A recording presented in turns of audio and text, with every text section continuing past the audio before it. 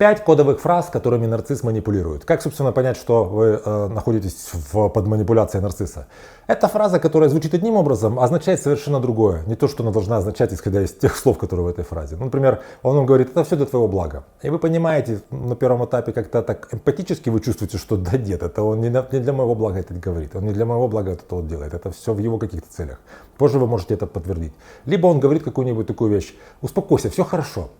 И вроде бы это звучит как что-то такое успокаивающее, что-то снижающее степень конфликта, но на самом деле вы понимаете, что таким образом он обесценивает ту проблему, которая для вас важна. То есть вместо того, чтобы проговорить с вами что-то, вместо того, чтобы что-то с вами разрешить, он вам говорит, что это не важно, что нужно успокоиться. Хотя на самом деле это важно, и это для него важно, просто он не хочет на эту тему разговаривать.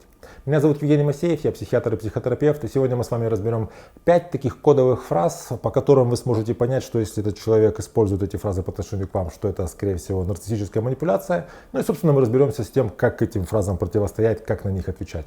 Если вам кажется, что эта тема важная, конечно же, поставьте лайк под этим видео, подписывайтесь на мой канал, если вдруг еще не подписались, поделитесь этим видео в своих соцсетях, и мы начинаем. Начнем с первой фразы «это для твоего же блага». Часто бывает так, что когда человек вам говорит какие-то неприятные вещи, например, он начинает вам высказывать какую-то критику. Часто эта критика может быть вообще несправедливая. Он может говорить какие-то вещи, которые ему не нравятся в вас, и он хочет, чтобы вы что-то изменили в себе. И он это приправляет таким вот как бы присказкой, что это для твоего же блага. То есть, грубо говоря, когда он говорит это для твоего же блага, он таким образом пытается, ну как будто бы оправдать свое недружественное, нелояльное по отношению к вам, по сути, такое грубое обращение. То есть он говорит вам какие-то гадости, а потом говорит, что ну, это для твоего же блага. Вроде бы как я не хочу слезть пилюлю, поэтому я вот тебе говорю, что ты на самом деле не очень хороша в постели, мне хотелось бы, чтобы ты как-то вот больше внимания там уделяла моему удовольствию, а не своему. Ну, ты извини, что я тебе это говорю, может тебе это неприятно слушать, но это для твоего же блага. Кроме того, нарцисс может говорить разного рода вещи, которые занижают вашу самооценку.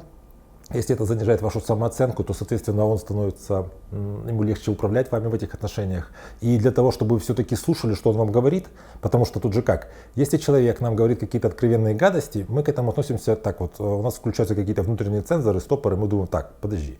Что-то ты сильно на меня как-то вот напираешь, и я вообще не хочу это слушать. Но когда человек тебе говорит, ну это для твоего же блага, у нас все-таки создается ощущение, что вроде как мы вместе с ним согласны. Мы с ним как бы договариваемся, и он мне сейчас говорит о том, что у меня есть какие-то минусы, на которые мне нужно как-то обратить внимание и измениться в этом. То есть это такая манипулятивная штука. Это для твоего же блага, и дальше он говорит какие-то гадости. Поэтому вам надо понять, что для моего блага я хочу, чтобы я была спокойна. Для моего блага мне важно, чтобы ты меня не оскорблял. Для моего блага мне важно, чтобы в наших отношениях не было какой-то вот лжи таких и недомолвок. И вообще я уже достаточно взрослая и как бы самодостаточная для того, чтобы понимать, что нужно для моего блага. Мне не нужно, чтобы какие-то благодетели были вокруг меня. Больше никто так не думает. Нарцисс может использовать такую манипуляцию в ситуации, когда у вас есть конфликт интересов, а в любых здоровых отношениях, вообще в любых отношениях случается конфликт интересов. Ну, например, вы хотите на выходные поехать куда-нибудь вечером со своей подругой куда-нибудь в клуб, а он хочет, чтобы вы оставались дома. Ну, такое вот у него желание. Если это здоровые отношения, где у вас есть 50 на 50, как бы ответственность, есть ваше слово против его слова, то что вам нужно делать? Вам нужно, так сказать, прибегать к искусству компромисса, договариваться, учиться лучше слушать друг друга, учиться лучше говорить друг другу о своих потребностях. Вы должны как-то договориться. И в такой ситуации, ну вот, ваше слово против его слова, и как-то вы договорились. Не знаю, например, сегодня мы делаем так, как ты хочешь, в следующий раз мы делаем так, как я хочу. Ну, как такой простой вариант. В случае с нарциссом ему вот это никакое искусство компромисса не интересно, он должен делать так, как нужно ему. В такой ситуации он начинает в этом как будто бы споре, в этой конфронтации, где есть вы и он, на свою сторону притягивать мораль, какие-то правила непонятные, что ну так принято. Не принято, чтобы жена одна ездила на выходные куда-то со своими подругами. Жена должна сидеть дома. Должна. То есть есть какие-то правила, в которых вы вообще не подписывались, вы об этих правилах можете не знать. Есть какие-то догмы морали, которые как будто бы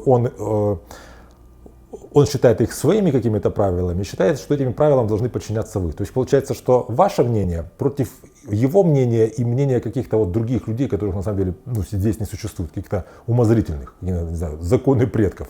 То есть если вы понимаете, что он начинает в каких-то конфронтаций манипулировать и притягивать на свою сторону каких-то людей, которых на самом деле нет, несуществующих, какие-то правила, общие законы, то это тоже манипуляция. Я же просто пошутил. Это такая фраза, которая вроде как должна все на свете оправдывать, потому что человек что-то сказал, Если тебе кажется, что он сказал что-то грубое, то он потом говорит, я же пошутил, ну как будто бы это была шутка, раз это была шутка, это несерьезно. А если тебе кажется, что это не смешно, то всегда можно сказать, а ты просто не понимаешь юмора моего. Например, он вам сказал что-нибудь такое, что ты знаешь, ты такая некрасивая, что тебе надо было бы мне заплатить для того, чтобы мы с тобой были вместе.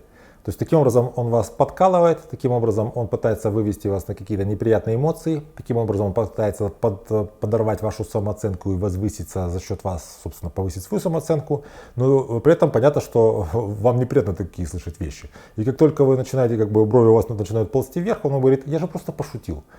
И вы думаете, ну либо он такой дурак, что он так шутит, либо я не понимаю такие тонкие шутки, либо это какой-то, может, такой сложный такой, какой-то не английский юмор, даже какой-то ирландский юмор. Я вообще не понимаю, что происходит. И пока вот вы обо всем этом думаете, дальше как-то разговор прошел, он проехал, и он думает, ну вот все, хорошо, я вот как-то сказал, что я пошутил, и вроде как ну, конфликт исчерпан, но при этом я остался при своем, что я смог ее уколоть, смог почувствовать, что я такой вот, ну, как-то могу себе позволить так себя вести со своей женщиной. То есть вот эта вот фраза, что я же просто пошутил, если вы понимаете, что вот вообще вам не смешно, вам не весело, вам не радостно таких шуток, то это не шутки, это подколы. Соответственно, ты слишком чувствительная. Опять же, это такой своего рода газлайтинг, то есть когда он вам говорит какую-то гадость, или говорит какую-то вещь, чтобы, опять же, он старается вас как-то подсадить для того, чтобы, понизив вашу самооценку, почувствовать, что у него самооценка как-то повышается. Что вот он вам сказал гадость, вы на него смотрите, как-то не знаете, как отреагировать, и он понимает, что а куда ты денешься, соответственно, я достаточно значимый, что могу себе позволить так вот по-хамски себя вести. В такой ситуации, опять же, если вы начинаете как-то реагировать, там, скажем, у вас какое-то вы раздражение показываете, или вам грустно, или я не знаю, там, пускай он довел вас до слез, он всегда может сказать, ты слишком чувствительная. То есть ничего такого страшного, я же это говорю, оставаясь спокойным, вот эти вещи, которые я тебе говорю, а ты начинаешь как-то вот эмоционировать. Кстати, твои эмоции, они излишние, и все это какая-то твоя такая чувствительность. Особенно бывает так, что мужчины еще говорят женщине, что это твоя такая излишняя женская чувствительность, вроде как это что-то такое связано с твоими там вообще гормональными делами. Следующая манипуляция — это ты меня неправильно поняла. То есть если до этого ты слишком чувствительный, это такой был по сути эмоциональный газлайтинг, ну как будто бы эмоции у тебя какие-то не совсем правильные, не совсем адекватные. То есть здесь как будто бы у тебя понималка неправильная, ты что-то не понимаешь, ты какая-то недопонятливая такая. Вот, предположим, вы договорились с ним, что он вас встретит, вы куда-то вот там, ну вот не знаю, после работы или еще где стоите, ждете его, может быть ждете достаточно долго, может быть там как-то холодно, вы не знаю, не можете до него дозвониться, и потом в результате вы как-то сами добираетесь, а он говорит, ты меня не поняла, что ли? Мы с тобой когда договаривались, я сказал, что я сегодня сам доберусь, тебе надо будет самой добираться. Вы говорите, такого не было. А он говорит, ты просто не поняла меня. То есть в такой ситуации что происходит?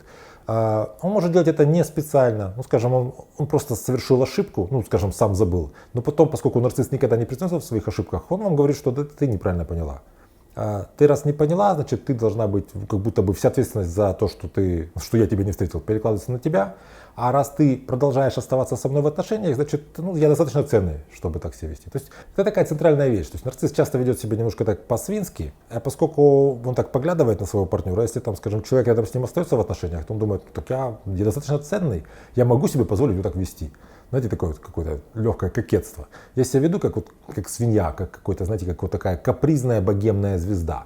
Я могу себе позволить, что захочу, то и сделать, а меня все равно будут терпеть, потому что я такой значимый, я вот такой важный. К сожалению, в реальной жизни таких фраз гораздо больше, потому что все люди разные, вот эти нарциссы, собственно, они находят какие-то новые способы, как можно манипулировать. Я назвал такие самые распространенные, самые знаковые, такие кодовые, так сказать, фразы. Вы можете в комментариях написать, может быть, сталкивались тоже с какими-то фразами. Тут ключевые признаки какие, что эта фраза звучит одним образом, а значит она совершенно не то, как вот она звучит. То есть человек говорит тебе, ты меня не поняла, а на самом деле это означает, что я ожидаю от тебя, что ты будешь меня терпеть таким, какой я есть, ты будешь терпеть все мои какие-то вот эти капризы и выброки, и не имеешь права никакого мне как-то перечить. То есть вот то, что сказано, и то, что имеется на самом деле в виду, это разные вещи. Я буду вам благодарен, если вы в комментариях дополните это видео. Я всегда стараюсь эти комментарии просматривать и использовать их в следующих своих видео. Если вам это видео кажется важным, поставьте лайк, это для меня будет уже в свою очередь важно. Подпишитесь на мой канал, если вы еще не подписались, можете этим видео поделиться в своих соцсетях. Берегите себя и своих близких, и до встречи в следующих выпусках.